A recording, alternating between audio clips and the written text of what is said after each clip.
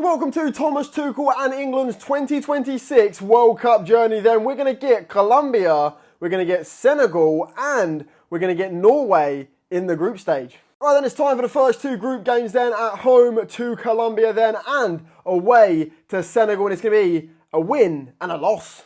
So then we need a win or a draw to go through then into the knockout stages. We're in the red, and it's a 4-2 win. Whew. Then Thomas Tuchel and England through to the round of 16 against Ghana. Ooh. Right then, it's time then for the round of 16 then. We are in the red then. Thomas Tuchel and England, a 0-0 draw is penalties. So then penalties against Ghana then. We are in the red then. Can England go through?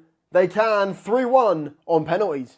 Alright then, it's time for the quarterfinals of the World Cup against Croatia. Oof. Alright then, it's time for the quarterfinals then against Croatia. We are in the blue this time around, and it's another draw. It's penalties again. Alright then, we are back then, another penalty shootout again in the quarterfinals then. And in the blue then, it's going to be a 3-2 win for England. Through it again. So then England and Thomas Tuchel then are into the semi-final against Brazil. Ooh. Then the semi-final then against Brazil then in the red then for England and Thomas Tuchel. And it is a 1-0 win for England. So England are into the final then against Germany in the World Cup 2026 final.